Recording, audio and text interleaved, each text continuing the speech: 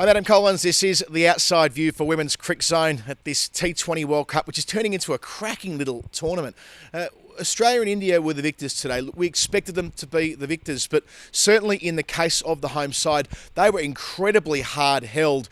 For Sri Lanka's part, they made 122, and when they had Australia, 3 for 10 in reply, with Elisa Healy bowled in second ball, Ash Gardner bowled in the third over, and between times Beth Mooney walking down the track and getting stumps. We seriously thought we'd have an upset on our hands. Now, the working logic was the only way that Sri Lanka could seriously compete against Australia would be if Chamari Adapadu batted for the whole 20 overs. And look, for a period of time, that looked like it was likely. She was batting beautifully, bringing up her half century in 37 balls, but it was then and there where she holed out. So what looks like could have been a 140, maybe even 150 tally when she was fit and firing at the start of the innings ended up being a little bit short of par at 122. Yudhishika Pradhabani, for a time there, was doing a Mitchell Starc impersonation, these huge hooping left arm in swingers from around the wicket.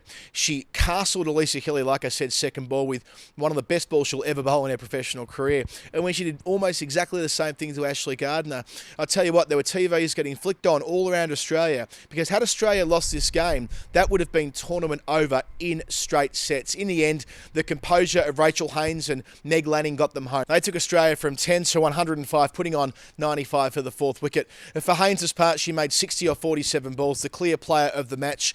She matched her poise with her power. She managed to accumulate with Lanning in those middle overs, not taking any risks, knocking the ball around the field. And when the time came to reduce the required rate, she was able to do that just as effectively. 2 towering sixes to make it a runner ball. She did fall 18 runs short of getting to the finish line for Australia, but Lanning had Elise Perry with her to do that. Coming in, would you believe, that number 7, a player of Perry's capacity. It shows how strong Australia are, that she can come in at 7 and it feels like it's almost standard fare at the moment. So Australia do get their first win in Group A, but well done to Sri Lanka for hanging in there. If not for some fielding lapses, if not for the fact that Adapadu got out when she did. I mean, Haynes was dropped on 26. If Haynes gets taken at mid-on at that moment, I think there's a very different game. It's easy to say they could have chased 140 or 160 and they would have modulated their run chase accordingly, but that's not been the experience so far in this tournament. Look how hard it was for South Africa to get over the line yesterday against England, just chasing 124, and to be fair, Australia only got there with 3 balls to spare. So an excellent game of cricket to start the doubleheader at Perth, and the second game of the day was India and Bangladesh. Good history between the two countries. Of course, Bangladesh beat India in this corresponding tournament back in 2014, and they beat them in the Asia Cup final in 2018. So they're not as daunted by the Indian side as others might be in the competition.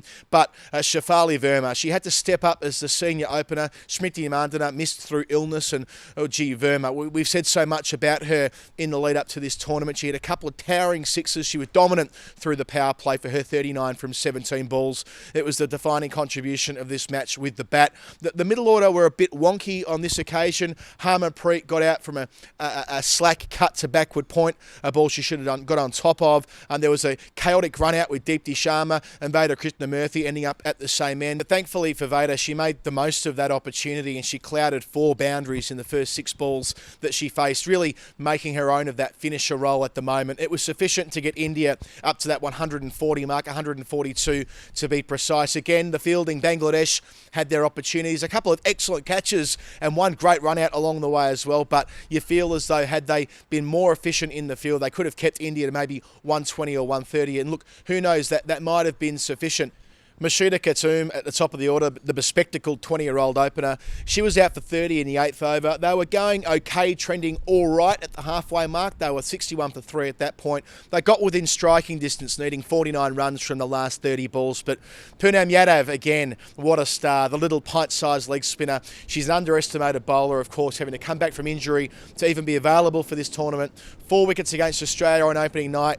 3 for 18 here. 7 wickets in 2 games. It meant that there was too much for Bangladesh to do. They needed 22 from the final over and ended up falling 18 runs short. So for India, 2 wins on the bounce and they're almost certain now to go through to the semi-finals. So for Group A, they fly back to the eastern seaboard. We'll see them in a couple of days, on Thursday to be precise. Australia at Manica Oval in Canberra will be taking on Bangladesh, and in Melbourne at the Junction Oval, a blockbuster.